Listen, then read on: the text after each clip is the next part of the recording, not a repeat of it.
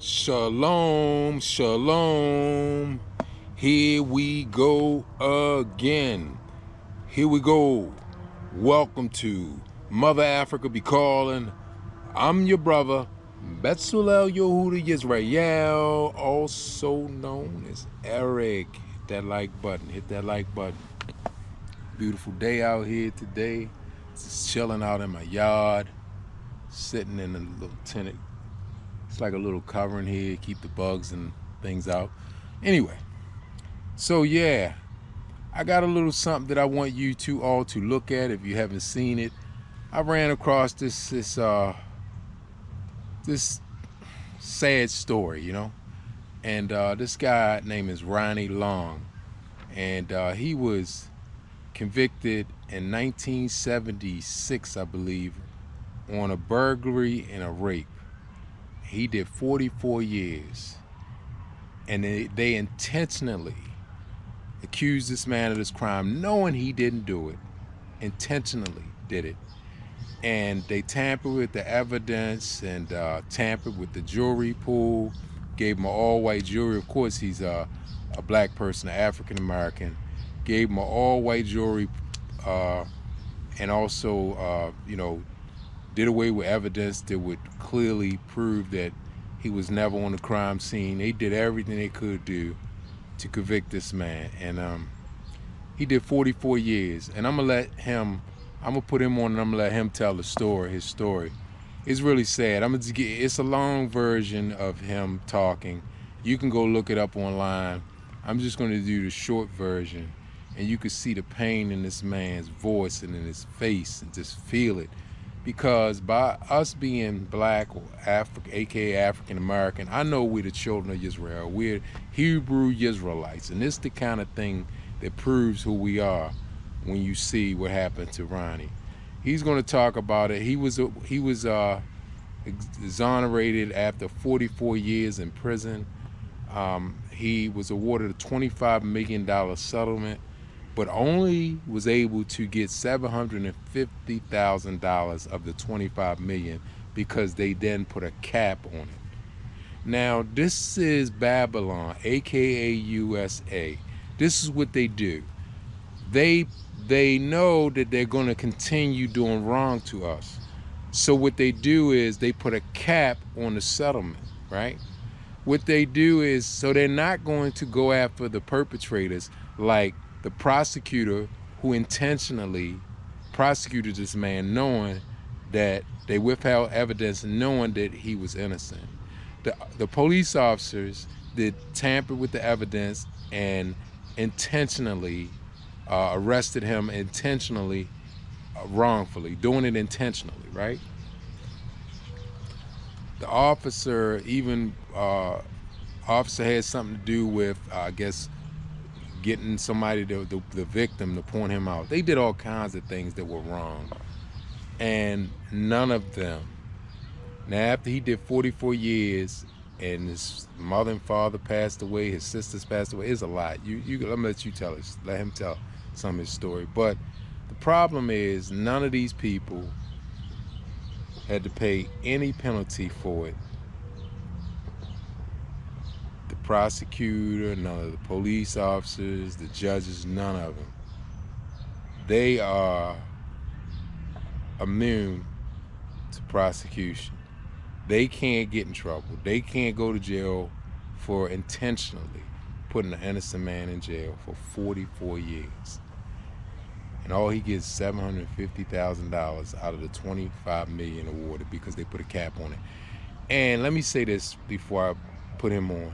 They put the cap on it because they knew that they don't want to change the system. See, because if they don't put a cap on the award for the wrongful convictions, they would then have to put a stop to it. They would have to prosecute those perpetrators who do these wrong things. They're in positions of power, like the prosecutors, the judges, the police officers, because the award monies would be so high for the state to pay that they would have to say, oh no, we can't keep doing this. We can't keep letting these corrupt officers wrongfully convict African Americans, aka Hebrew Israelites. We can't let them keep convicting them wrongfully, because I mean, the state is paying out hundreds and hundreds of millions. So what they did was they say, we won't address that situation because we like what they do. We like them wrongfully and intentionally arresting African Americans, aka black people, aka black people, aka Hebrew Israelites. We like that. They don't have a problem with that, because to them we're just like roaches. We mean nothing. They could just step on us and it's nothing. So they, instead of addressing the problem and start prosecuting those who intentionally and wrongfully do things like withhold evidence and hide evidence and destroy evidence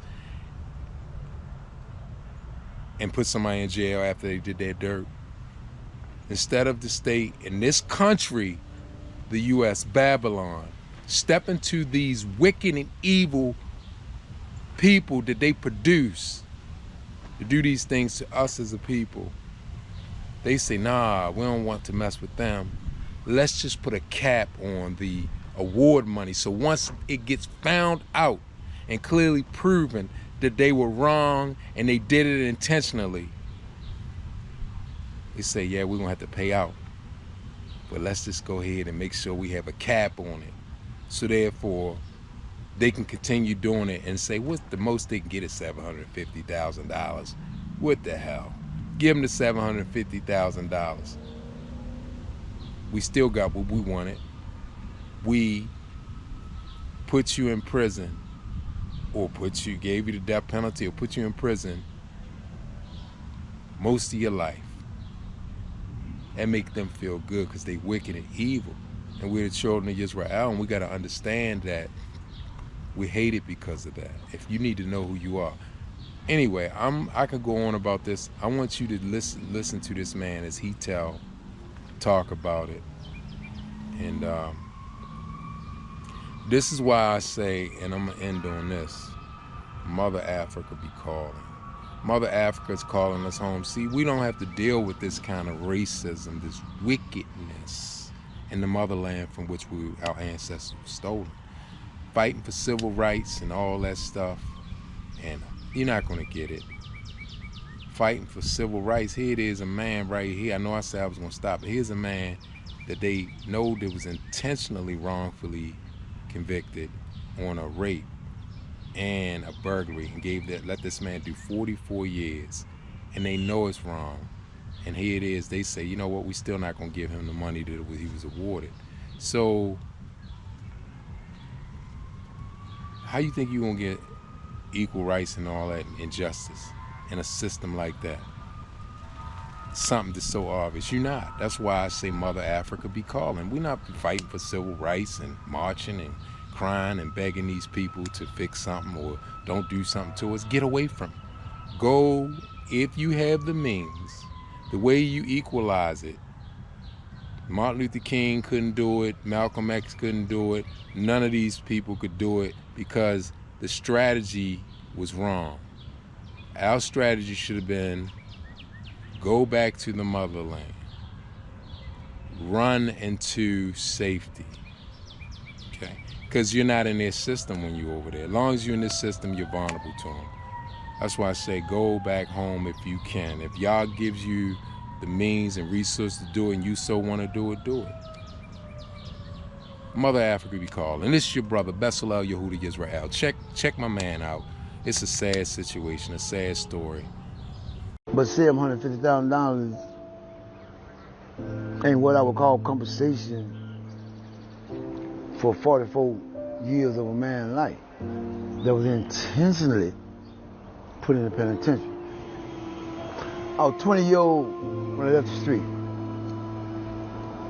My mother was 42. My dad, he was 45. For 44 years, I didn't spend no time with my mother and father. My dad died Last thing my sister said my daddy said, tell Ron I tried. Tell Ron I did all I could to get him out. My mother died 30 days before I got out.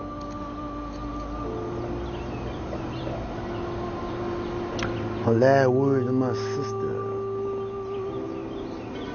"You running home? You tell me what that's worth. You tell me what's that worth."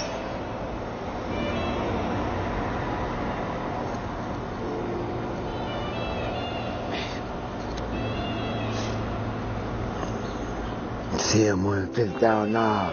That's what that worth.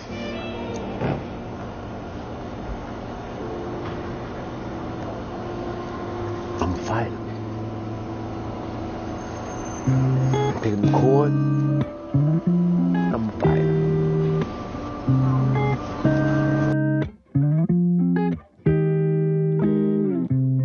Father Time just made his mind up,